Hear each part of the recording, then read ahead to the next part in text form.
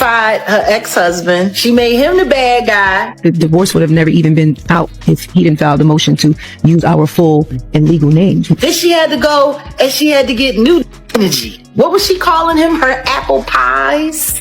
Have you seen my apple pies? Did you see my apple pie? Oh my God, you did a love scene with Leonardo DiCaprio. How was it shooting those scenes with Leo? It was just work. This video does not claim to confirm, diagnose, or prove any medical condition. Any health-related references are shared only as general discussion and personal commentary. Nothing in this story should be taken as professional advice or verified fact. Right now, Hollywood feels unsettled, not because of a public breakup, a viral diss track, or a leaked private message. This time, the tension feels deeper, quieter. According to Jaguar Wright, something has been moving behind the scenes for a long time, something that never reached the headlines because it was never meant to. During a live session that quickly gained attention, Jaguar didn't shout or rush through her words. She spoke slowly, carefully, like someone who understood the weight of what she was saying and why it had stayed hidden for so long. Her message wasn't built on drama. It was built on silence. The kind of silence that exists when powerful people choose not to speak, not because they don't know what happened, but because speaking would cost too much. According to Jaguar, that silence didn't protect everyone equally. It shielded certain reputations while leaving others to quietly fall apart in private. She described what she believed was a long-running pattern inside the entertainment industry, one that involved Teyana Taylor and a circle of high-profile men whose careers stretched across music, sports, and film. She made it clear this wasn't a story about romance or jealousy. It wasn't about messy relationships or public scandals. She framed it as a story about risk, about private decisions made behind closed doors that carried consequences far beyond feelings. Decisions that, according to her, were not fully explained to everyone involved. And when concerns began to surface, the response was not honesty. It was control. One of the first names she mentioned was Iman Shumpert. She didn't accuse him of anything. Instead, she suggested he was one of the first to sense that something felt off. Not in a loud or dramatic way, but in small, noticeable changes that people close to him picked up on later. A shift in energy, a growing distance, conversations that became more guarded, familiar comfort replaced by quiet caution. According to Jaguar, that moment wasn't isolated. It was the beginning of a pattern. As time went on, more names entered the conversation. Drake, Chris Brown, Aaron Pierre, Kanye West. Each name added a different kind of weight. Not because Jaguar claimed they all did the same thing, but because she suggested they were connected by the same invisible thread. A shared space of undisclosed risk and carefully managed silence. Then she mentioned a name that changed the mood entirely. Leonardo DiCaprio. She didn't accuse him directly. She didn't need to. The mere suggestion of his proximity to the same hidden pattern was enough to make listeners pause. It made the situation feel bigger, wider, and more deeply rooted than anyone expected. According to Jaguar, once private alarms were raised, Hollywood reacted the only way it knows how. Lawyers came before conversations. Publicists shaped stories before emotions could even be processed. Non-disclosure agreements became shields, not tools for safety. She claimed there were documents, messages, and confirmations that were never meant to leak. Not meant to be shared. Stored carefully where only a few people could reach them. She said this hidden information explained a series of moments fans had questioned for years. Relationships ending without clear reasons. Projects quietly delayed or canceled. Artists and actors stepping away from the spotlight under vague explanations like personal matters or creative burnout. According to Jaguar, those reasons weren't personal at all. They were strategic. She spent a long time talking about Aaron Pierre. She described him as someone who entered this world emotionally unprepared for how it really works behind the scenes. She suggested that after certain relationships ended, his behavior changed in ways that couldn't be explained by heartbreak alone. Confusion, anxiety, emotional dependence. The kind of internal struggle that comes from realizing you were part of something much bigger than you ever understood. She didn't frame this as weakness. She framed it as a warning sign. According to her, when someone begins to show emotional strain after private situations like this, the industry doesn't offer clarity or support. It isolates them. Their mental state becomes a liability. Their concerns are quietly questioned, not in public but in private conversations that slowly chip away at their credibility. She claimed something similar happened with Iman Shumpert. There were no headlines, no scandals, just a slow fading from certain spaces. Invitations stopped coming. Energy shifted. Connections cooled. To the public, it looked like normal relationship fallout. According to Jaguar, it was something else entirely.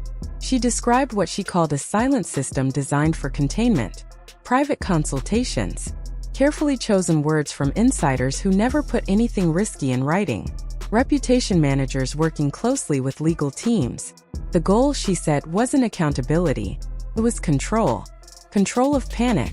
Control of liability. Control of questions that no one wanted asked out loud.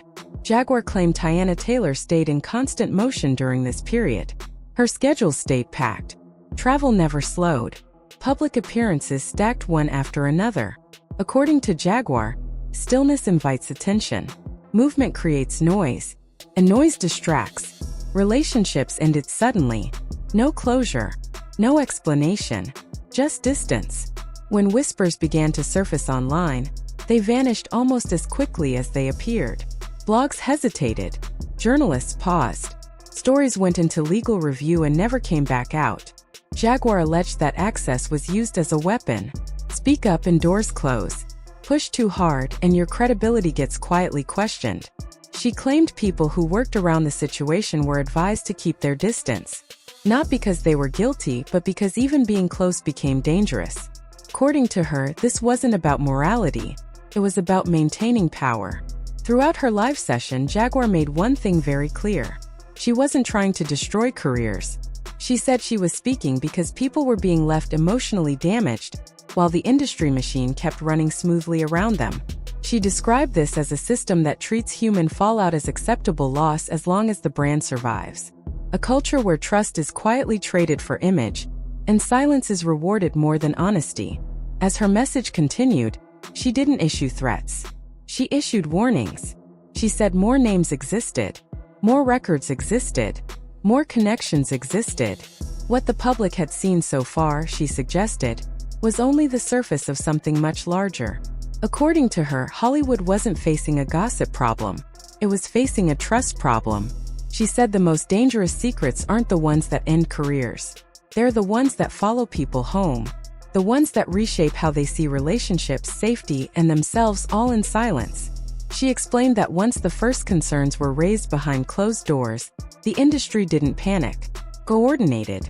Phone calls replaced text messages. Meetings happened without calendars. Advice was given in person, never recorded. This wasn't about reacting to a scandal, she claimed. It was about following a familiar playbook used whenever power feels threatened. She alleged that some individuals were quietly encouraged to step back from the public just long enough for stories to be reshaped. When people asked questions, answers were already prepared. Creative exhaustion, scheduling conflicts, personal reflection, simple explanations for complicated realities. Meanwhile, the people at the center of it all kept moving forward. Jaguar returned again to Teyana Taylor.